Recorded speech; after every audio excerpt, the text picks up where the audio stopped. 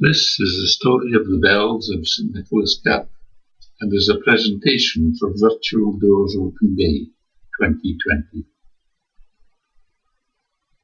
Further information and presentations will also be available online and in advance of the normal date in September. Whilst the bells have not always rung continuously or consistently, as you will hear, they have heralded times of joy, of welcome and commemoration over centuries, and times of tragedy, loss, but also blessing, locally, nationally and globally. And they are a recognised and recognisable feature of the city centre for citizens and visitors.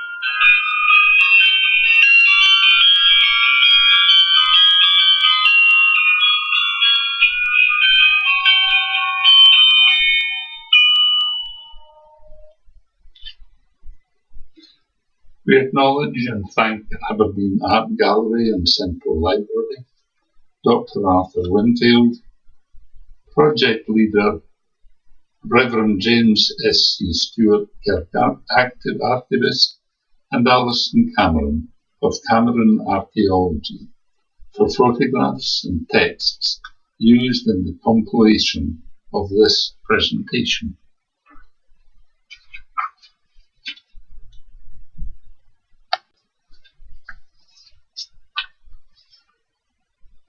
This photograph of the kirk, taken from an upper floor in the former St Nicholas house, shows the centrality of the kirk in the heart of the city. An inspiring and imposing building with its kirkyard, where many walk, rest, and have their sandwiches, an oasis in the heart of the city. This view from above shows the kirk and the surrounding kirkyard, with the front facade facing across Union Street, and the approaches by front entrance or via back wind to the left. Imagine this is the year 1887.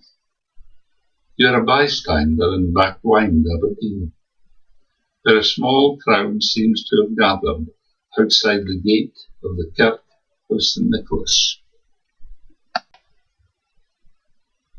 You find yourself suddenly aware of an animated conversation between two citizens. "Oh, Wally, what brings you into the town at this time of day? And just had a steer here today on your way." "Oh, wonder, didn't they read your journal? The bells are being brought back today, and Victoria will be here soon to dedicate them. And here they are now, if I'm not mistaken." "The bells? What bells?" "The bells to the kirk here. They've been recast and brought home to Belgium, over the sea to Leith, then by rail to Aberdeen, and here they are, on horse-drawn carts. Man, they horses have pulled enough away. Then on the left's Lawrence, our Lowry. He fell right through the kirk in a great fire in 1874. It destroyed the old wooden bell tower, and Lowry was smashed. The bell on the right is newly cast and named Victoria to honour Her Majesty. Both bells will be hoisted into the new granite tower that was biggit in 1876, and she'll dedicate them later a day. Hasn't been a bell rung here for near 13 years. Well, I'm afraid Willie and Andra were disappointed. Nobody heard the bell that day, unless they were up gey close. Something rang in the casting, apparently, and it was some time afore onybody heard the bell, as you'll hear. But to our story. In the year 1551, according to the Kirk's Chartulary, an honourable man, William de Leith, gave 2 bells, Lawrence and Mary, to the Kirk, whose soul for his good deed may God lead unto glory. Despite the Chartulary's approving description of him and his good deed, tradition has it that the gift was made in atonement for a bad deed, and alleges that William de Leith, who was provost of the borough, had killed a colleague, Bailey Catanach, in the course of a quarrel at Bart Mill near Aberdeen. The use of bells was not confined to church purposes. They were used each day, both to rouse the population for work and later to mark the beginning of curfew. More unusually, after a raid on the town in 1550, the council resolved to post watchmen constantly on both the Kirk and Tolbooth steeples. If they observed riders approaching the town, those on duty were to give so many knells on the bell as there were riders, and if there were more than they could count, they were to ring continuously.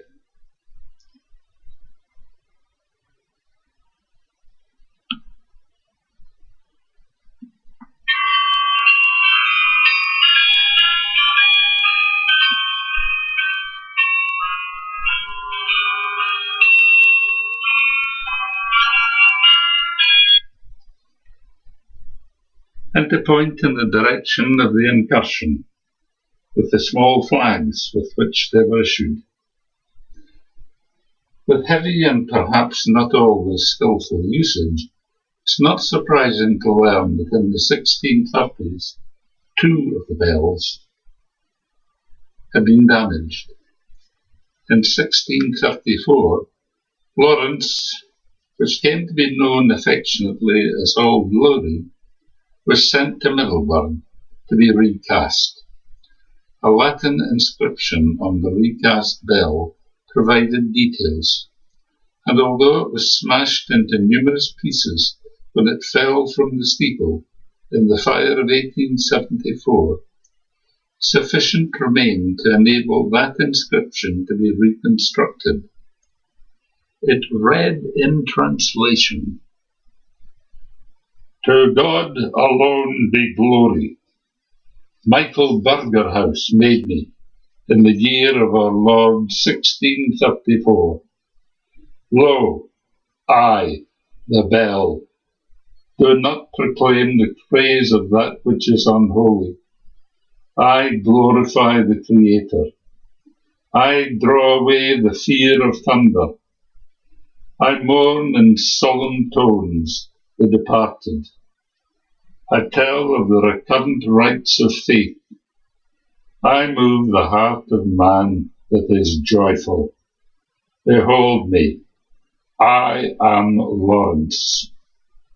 In 1351, William Leith, Provost of Aberdeen, presented this bell to the church of St Nicholas of Aberdeen. Thereafter, a cleft having been made in it at the expense of the community, it was recast in the year 1634, while Sir Paul Minges of Kinmundy Knight was provost. Thereafter, bells, bell ringers and clock appear from time to time in the council records. In 1692, Patrick Kilgour was contracted to translate the said clock into an pendulum work, conform to the newest fashions and inventions done at London, and at the same time to modify the fittings of the bells to relate more reliably to the clock and make them easier to ring. Half a century later, the second bell was cracked and sent to an unspecified foundry in London to be recast. In 1758, Hugh Gordon, maker of the handsome clock which hangs opposite the pulpit in the kirk, and ruler of the town's clocks, was with another commissioned to fit wheels to which the ropes for ringing might be attached.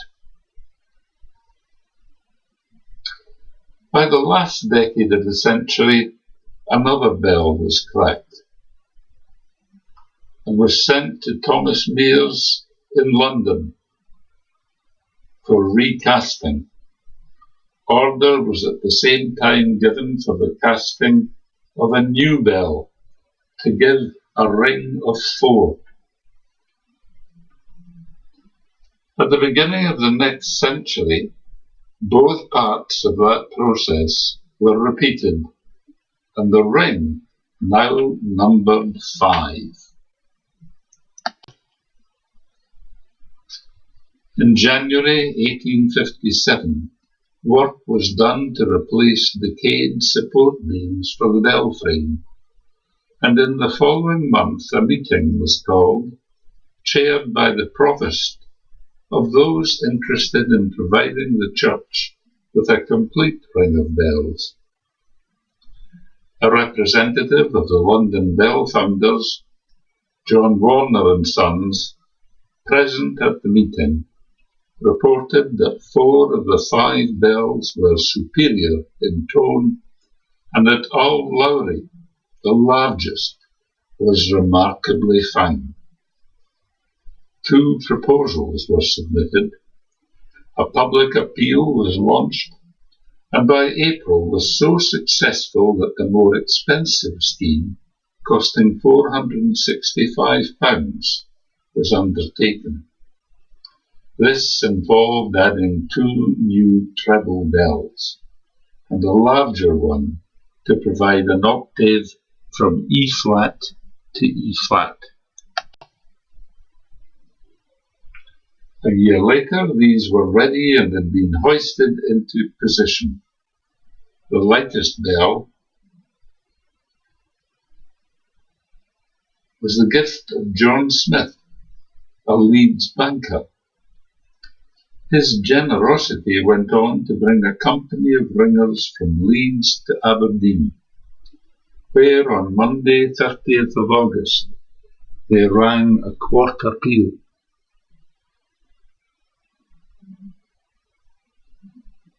A quarter peal of 1,260 changes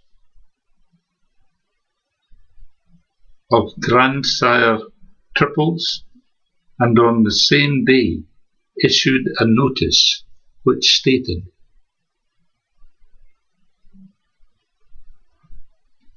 "The St Peter's Company of Change Ringers, Leeds, do hereby certify that the peal of 8 bells in St Nicholas Church, Aberdeen, are for power and richness of tone the finest peal of bells of their weight in the United Kingdom. They also consider them in perfect tune. Should a company of young men from 18 to 25 years of age come forward and place themselves under the tuition of Mr. Hubbard, there is no doubt of Aberdeen being put in possession of as good a set of change ringers as any other town in the kingdom can boast of. William Gok Roger, president of the company.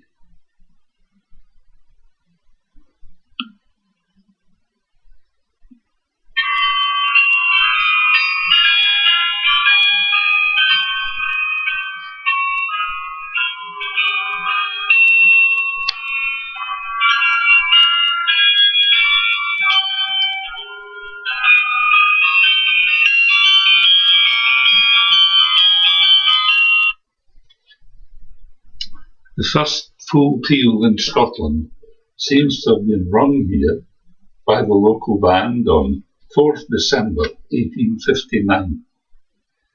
To mark the 125th anniversary of that event, albeit a little late, bell ringers from St Nicholas Cathedral assembled with handbells in the crossing on 25th November 1985.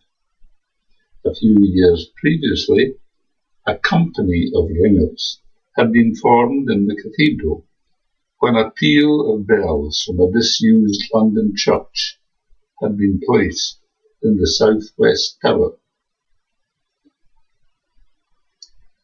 Here, they were not successful in ringing a full peal, but did ring a quarter peal of plain Bob Major, duly recorded in the ringing world. The peal of bells, completed in 1858, did not long survive. Perhaps it was not unfitting, in view of the alleged reason for their origin, that they should have met a sudden and violent end. In 1874, as we have already heard, a great fire engulfed the East Church and the steeple, and the bells fell and were smashed. The church was reinstated, and the new 196-foot granite steeple built within 2 years. Replacing the bells took much longer. Controversy raged in the council chamber and in the press.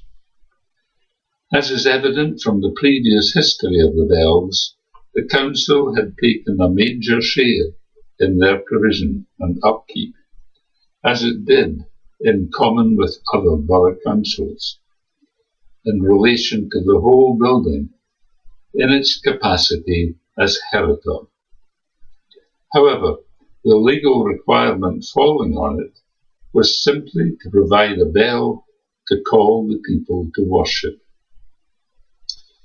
After much discussion and negotiation, it was decided to install a carillon in the steeple. Carillons with fixed bells on which tunes can be played are characteristic of the Low Countries. Accordingly, with advice from a knowledgeable Englishman, Reverend H.R. Hobbies, an order was placed with the Belgian firm of Severin van Erschot of Louvain for a carillon of 37 bells. The cost of the great majority of these bells was met by the congregations of 5 of the 6 city parish churches, by other local organisations, by the working classes, and by a number of individuals. Details were recorded in inscriptions on the bells.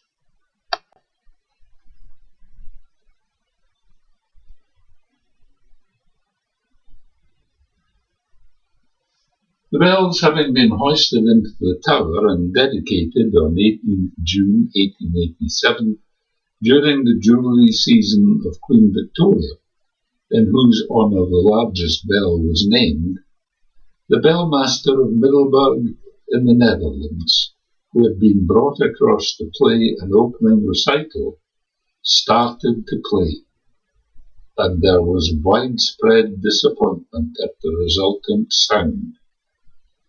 Faults in the mechanical action, the tuning, and the metallic composition of the bells were alleged, with the outcome that they remained largely unused for 60 years, except for the playing of hymn tunes before service times on some of the deeper toned bells. A detailed agreement was entered into at this time regarding the respective rights of the town council and of the kirk sessions of the east and west churches in relation to the bells.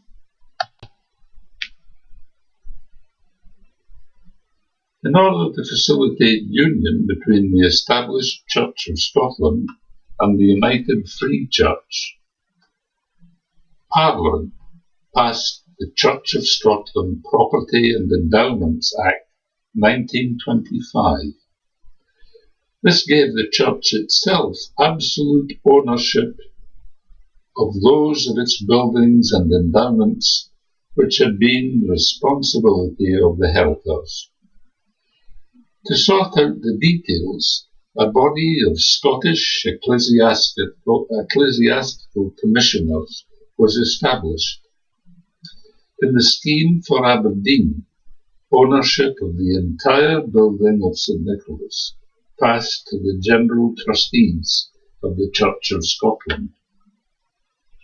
Responsibility for upkeep of their respective ends of the building devolved on the two kirk sessions, and similar responsibility for the central portion and the steeple was assigned to the sessions jointly.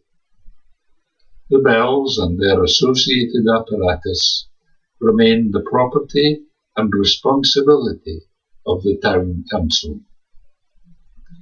At the same time, the churchyard too was retained in the hands of the council.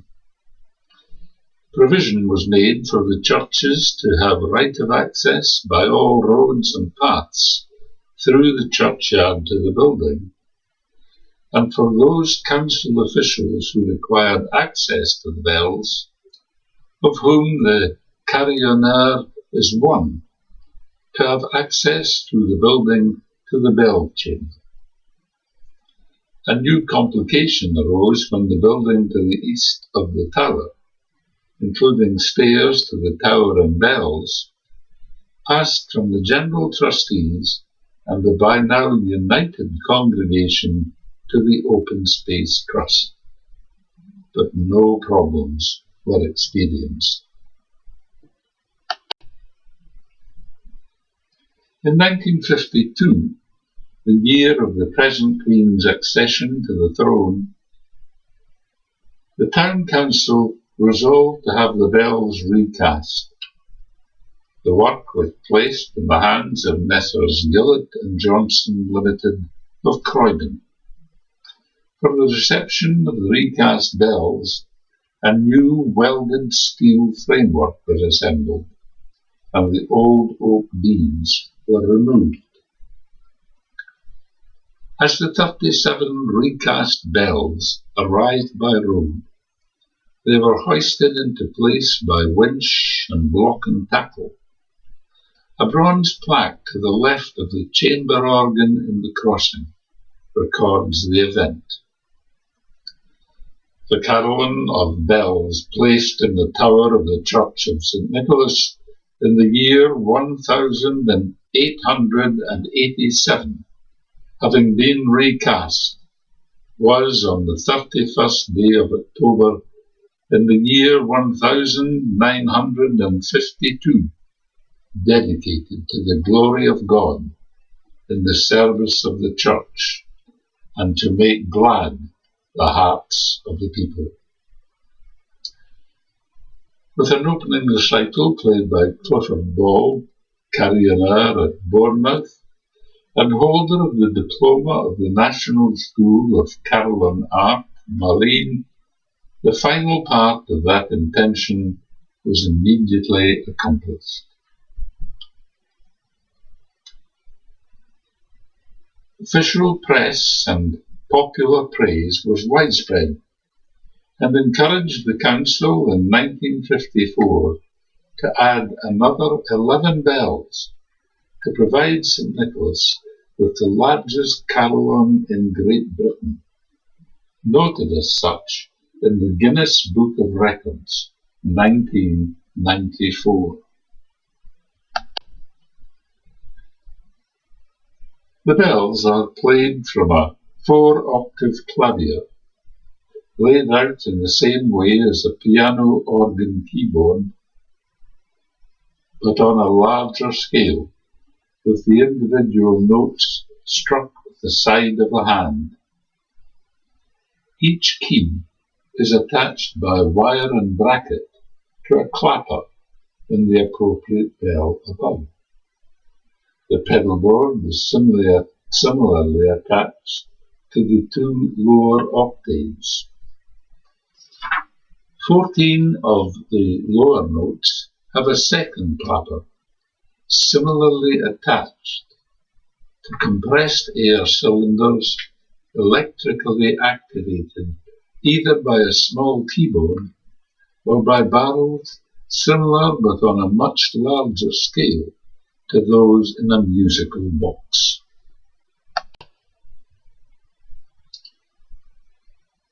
In addition to the bells in the steeple, there are elsewhere in the kirk 3 other bells of some interest.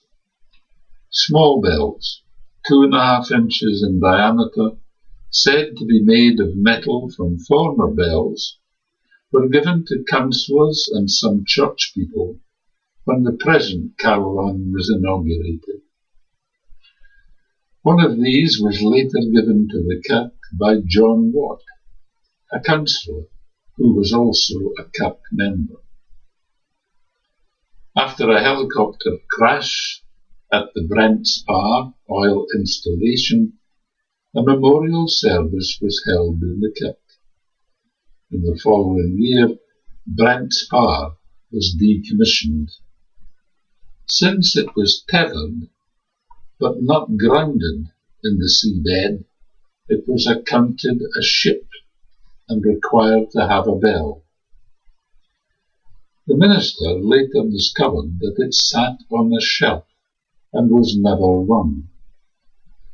Now standing in St John's Chapel, it is occasionally rung in connection with services, having been provided by Shell with a stand and a cord for the clapper.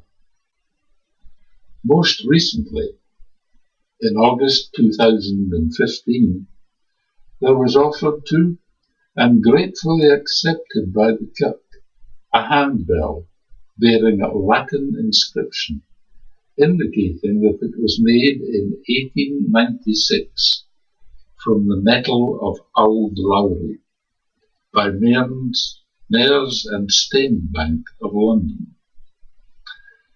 Surmounted by a decorated wooden handle in the form of a cross, it is what is known as a Sanctus bell, used at certain points in the service of some churches. This bell was originally given for use in a private chapel in Cowie House, Stonehaven.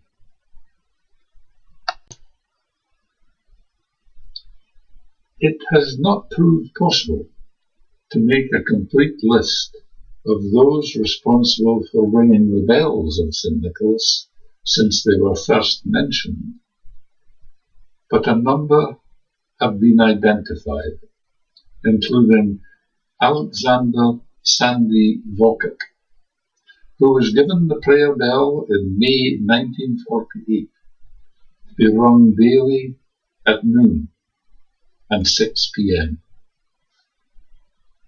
Mr. John Kennedy, who first rang the bells till 1550. Andrew Mallersham, who took over from him in 1550.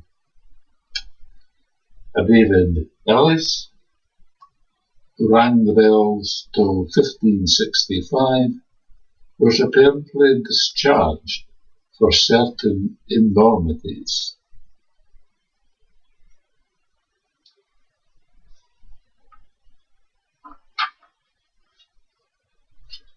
Robert Melville, 1645 to 1651. Patrick One Hagan and William Cook, who took over in 1651. John Ramsay and a team,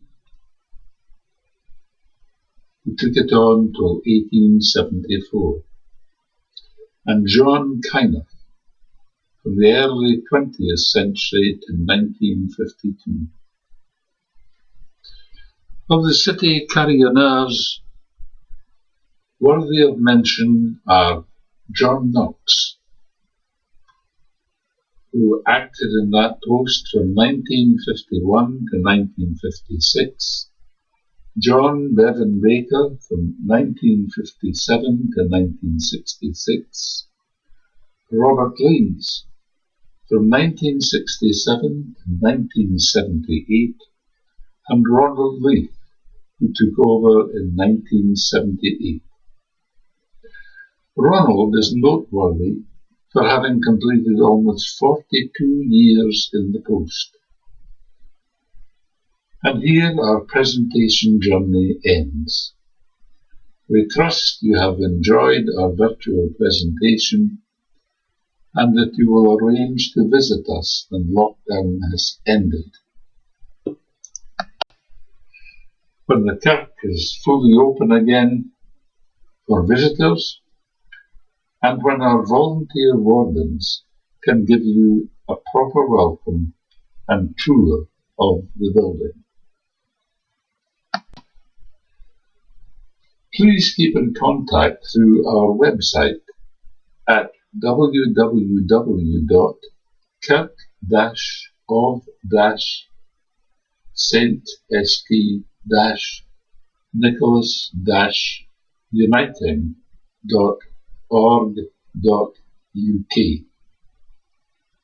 That will bring you up to date both with events at the Kirk, services and special occasions, including special services on behalf of the city and its people.